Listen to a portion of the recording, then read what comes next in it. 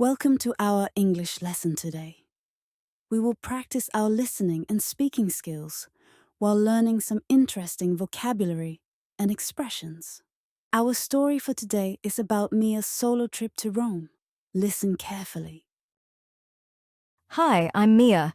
Last month, I decided to take a solo trip to Rome, a city I had always dreamed of visiting.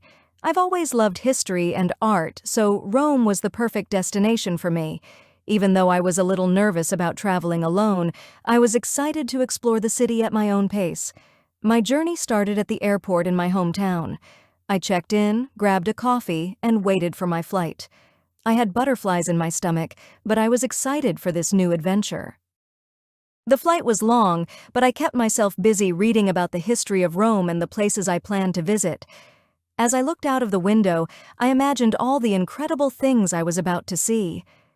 When we finally landed at Fiumicino Airport, I could feel my excitement growing. This was my first time in Italy.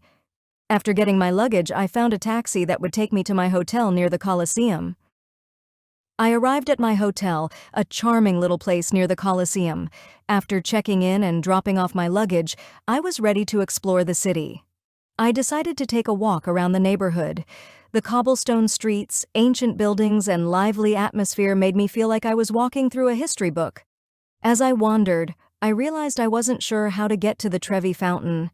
I stopped to ask an elderly local man for directions. He was so kind and explained the way in Italian while using lots of hand gestures. Even though I didn't speak much Italian, we managed to communicate, and I was on my way. When I arrived at the Trevi Fountain, it was more beautiful than I had imagined. I threw a coin into the fountain, just as the tradition says, hoping it would ensure my return to Rome someday. The next day, I visited Vatican City. I couldn't wait to see St. Peter's Basilica and the Sistine Chapel. The basilica was magnificent, its grand dome towering over the square, and inside, the art and architecture were simply breathtaking. Inside the Sistine Chapel, I stood in awe of Michelangelo's famous ceiling. It was surreal to be standing beneath such a masterpiece. I could have spent hours just looking at it. After all that sightseeing, I needed a break. I found a small, cozy cafe and ordered a plate of fresh pasta. As I ate, I enjoyed people watching, seeing both locals and tourists moving through the city. No trip to Italy is complete without gelato. I stopped at a street vendor and picked out a couple of flavors. The sweet, creamy treat was perfect for a warm Roman afternoon. Later that day, I went to a small family-owned restaurant for dinner. The owners were so welcoming and the food was incredible, authentic Roman dishes full of flavor. I left feeling full and happy. The next morning, I visited a local market. I browsed stalls filled with fresh fruits, vegetables, and handmade goods. I even struck up a conversation with one of the vendors who proudly told me all about the local products. In the afternoon, I joined a cooking class where I learned how to make traditional Italian pasta. The chef was friendly and patient, and it was so much fun to learn with a small group of other travelers. By the end of the class, I had made my own delicious pasta dish. For a bit of adventure, I signed up for a Vespa tour. Riding through the streets of Rome on a Vespa was exhilarating. We zipped past famous landmarks like the Colosseum and Piazza Navona. As the sun began to set, I made my way to Piazza Navona. The warm light of the sunset, combined with the lively atmosphere, made it one of my favorite spots in the city. I sat by the fountains, watching people go by. Before heading back home, I spent some time shopping for souvenirs. I picked out a few things to remember my trip: postcards, a small statue of the Colosseum, and some local crafts. In the evening, I went to a rooftop terrace to enjoy a panoramic view of the city. The sight of the Roman skyline at sunset was absolutely unforgettable. Finally, it was time to leave. As I looked out from the departure gate, I felt grateful for the experience and hoped I would return to Rome someday. Learn new words and expressions. Now, let's explore some vocabulary and expressions from the story to help you improve your English skills. Solo. Doing something alone, without anyone else. Mia took a solo trip to Rome. Independence. the freedom to make your own decisions and take actions without needing help from others. Traveling alone gave Mia a sense of independence. Landmark, a famous building or location that is easily recognizable. The Colosseum is one of the most famous landmarks in Rome. Fountain, a structure that shoots water into the air, often found in parks or city squares. Mia threw a coin into the fountain at the Trevi Fountain. Magnificent, very beautiful or impressive. Mia found St. Peter's Basilica and the artwork in the Sistine Chapel to be magnificent. Architecture, the design and style of buildings. The architecture of the Vatican City impressed Mia during her visit. Adventure, an exciting or unusual experience, often involving exploration or travel. Mia loved her adventure through the streets of Rome, discovering hidden gems. Charming, pleasant and attractive. Trastevere is a charming neighborhood with cafes and shops. Pace, the speed at which something happens or is done. Mia enjoyed exploring Rome at her own pace. People watching, the activity of watching people as they go about their daily lives, often for entertainment. Mia enjoyed people watching while eating pasta in a cafe. Let's practice speaking English by repeating some sentences from the story. Listen carefully and then repeat after me. But I was excited for this new adventure. But I was excited for this new adventure. I decided to take a walk around the neighborhood. I decided to take a walk around the neighborhood. As I ate, I enjoyed people watching.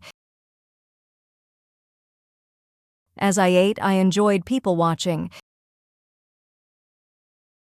The sweet, creamy treat was perfect for a warm Roman afternoon.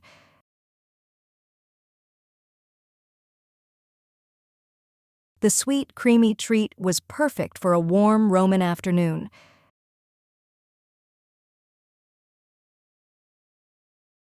I browsed stalls filled with fresh fruits, vegetables, and handmade goods.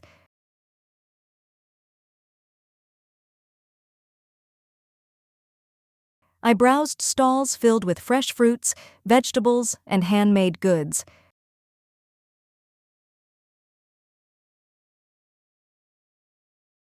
Riding through the streets of Rome on a Vespa was exhilarating. Riding through the streets of Rome on a Vespa was exhilarating. Listen to the story one more time. Hi, I'm Mia. Last month, I decided to take a solo trip to Rome, a city I had always dreamed of visiting. I've always loved history and art, so Rome was the perfect destination for me. Even though I was a little nervous about traveling alone, I was excited to explore the city at my own pace. My journey started at the airport in my hometown. I checked in, grabbed a coffee, and waited for my flight. I had butterflies in my stomach, but I was excited for this new adventure. The flight was long, but I kept myself busy reading about the history of Rome and the places I planned to visit. As I looked out of the window, I imagined all the incredible things I was about to see. When we finally landed at Fiumicino Airport, I could feel my excitement growing. This was my first time in Italy. After getting my luggage, I found a taxi that would take me to my hotel near the Colosseum. I arrived at my hotel, a charming little place near the Colosseum. After checking in and dropping off my luggage, I was ready to explore the city.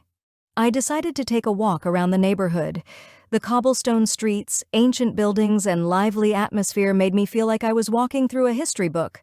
As I wandered, I realized I wasn't sure how to get to the Trevi Fountain. I stopped to ask an elderly local man for directions. He was so kind and explained the way in Italian while using lots of hand gestures. Even though I didn't speak much Italian, we managed to communicate, and I was on my way. When I arrived at the Trevi Fountain, it was more beautiful than I had imagined. I threw a coin into the fountain, just as the tradition says, hoping it would ensure my return to Rome someday. The next day, I visited Vatican City. I couldn't wait to see St. Peter's Basilica and the Sistine Chapel. The basilica was magnificent, its grand dome towering over the square, and inside, the art and architecture were simply breathtaking. Inside the Sistine Chapel, I stood in awe of Michelangelo's famous ceiling. It was surreal to be standing beneath such a masterpiece. I could have spent hours just looking at it. After all that sightseeing, I needed a break. I found a small, cozy cafe and ordered a plate of fresh pasta. As I ate, I enjoyed people watching, seeing both locals and tourists moving through the city. No trip to Italy is complete without gelato. I stopped at a street vendor and picked out a couple of flavors. The sweet, creamy treat was perfect for a warm Roman afternoon.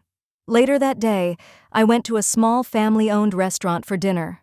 The owners were so welcoming and the food was incredible, authentic Roman dishes full of flavor. I left feeling full and happy. The next morning, I visited a local market.